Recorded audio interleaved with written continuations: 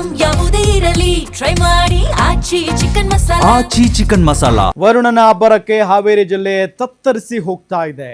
ಭಾರಿ ಮಳೆಗೆ ಹಲವು ಗ್ರಾಮಗಳು ಜಲಾವೃತ ಆಗಿದ್ದಾವೆ. ವರುಣನ ಅಬ್ಬರಕ್ಕೆ ಹಾವೇರಿ ಜಿಲ್ಲೆ ತತ್ತರಿಸಿ ಹೋಗ್ತಾ ಇದೆ. ಈಗ ಭಾರಿ ಮಳೆಗೆ ಹಲವು ಗ್ರಾಮಗಳು ಜಲಾವೃತ ಆಗಿರೋದು.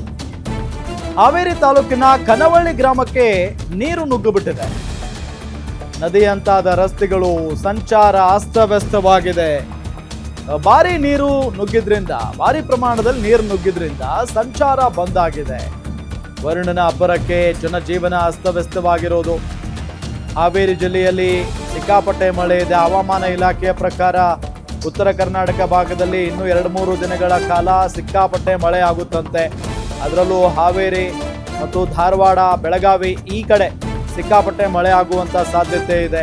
ಸೊ ಈಗ ನೋಡಿ, ಹಾವೇರಿ ವಿಚಾರಕ್ಕೆ ಸಂಬಂಧಪಟ್ಟಂತೆ ಮಾತಾಡ್ತಾ ಇದ್ದೀವಿ. ಹಾವೇರಿಯಲ್ಲಿ ಈಗಾಗಲೇ ಬಹಳಷ್ಟು ಮಳೆ ಆಗಿರುವಂತ ಹಿನ್ನೆಲೆಯಲ್ಲಿ ರಸ್ತೆ ನೋಡಿ, ಅದು ಒಳ್ಳೆ ಕೆರೆ ತುಂಬಿದಂಗೆ ತುಂಬಿದೆ. ರಸ್ತೆ ಮೇಲೆ ನೀರು ನಿಂತ್ಕೊಂಡಿರೋದು, ಇದರಿಂದ ಓಡಾಡೋದಕ್ಕೂ ಕೂಡ ಕಷ್ಟ ಆಗ್ತಾ ಇದೆ ಜನರಿಗೆ.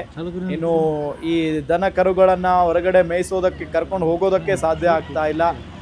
ಮತ್ತು ವ್ಯಾಪಾರ ವಹಿವಾಟು ಅಂತ ಹೋಗ್ತಾ ಇರ್ತಾರೆ ಜನ. ಈ ಮಳೆಯಲ್ಲಿ ಏನಪ್ಪಾ ಅಂತ ಹೇಳಿ ಕೂತ್ಕೊಂಡಿರೋದು.